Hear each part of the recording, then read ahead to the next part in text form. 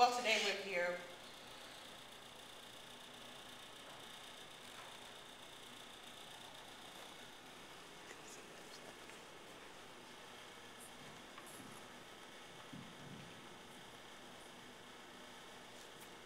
Well, today we're here to talk about gospel music in Christian atmosphere.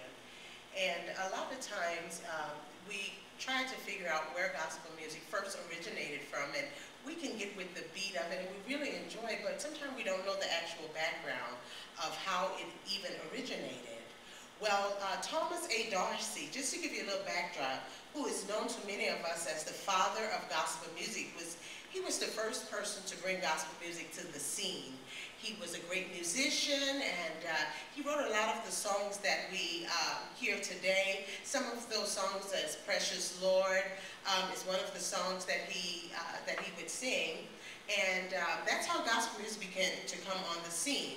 Now, Thomas A. Dorsey, he actually was a musician that accompanied a lot of the blues of the secular, what we would call the secular world.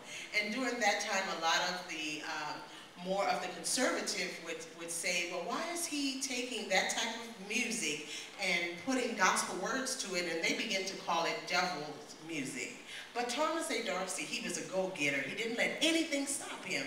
He just continued to go on and to bring that music to the scene. So what he did was he took the same beats that he would, or the same rhythms that he would use, and what he did was he would take away the harsh or the brash lyrics, and he would just put more positive or scriptural lyrics to it. So Thomas Dorsey is one of the first people to bring gospel music to the scene. Okay, by continuing to write, even though people would say different things to him about his music, he never stopped. He kept persevering, and he knew that this was the right thing for him to do. Other musicians and singers, what they would do is that they would begin to sing his songs over and over again, you know, like we do today. We'll hear a good song and we wonder where it originated from. Well, they begin to sing his song, so it became popular where church choirs and groups began to sing his song. And you probably have heard them on Sundays when you go to church, and you probably heard these songs, and now you know a little bit more information about it. What Thomas Dorsey did, first let's discuss who Thomas Dorsey and how he's persevering along with passion and music, him to write music. He was raised by a minister. His father was a preacher, and his mother also taught music as well. And according to the articles in the History of Gospel Music, Gospel Today magazine, Thomas Dorsey continued to write music in spite of what anybody thought or what they would say. His love and compassion for his music is shown through it composing. He wrote many songs. Even Elvis Presley sang his song, Precious Lord. I don't know, many of you may have heard that before.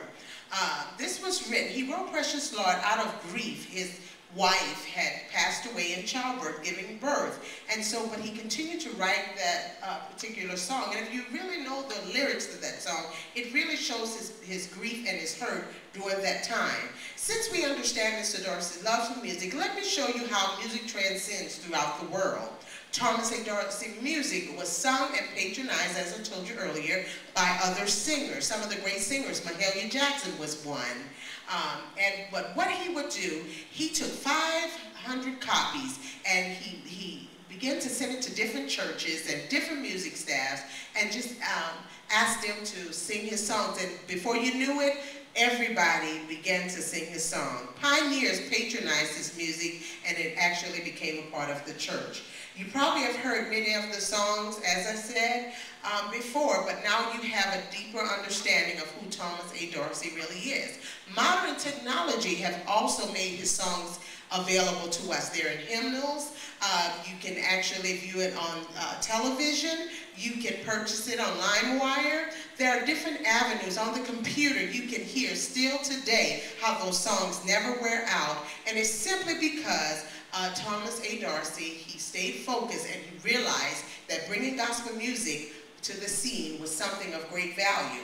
In summary, we've all been blessed by his music, and he has changed the face of gospel. We now rock to it, we dance to it, we shout to it. It's very charismatic, and we just have a wonderful time because his music moves moves us because of the beat.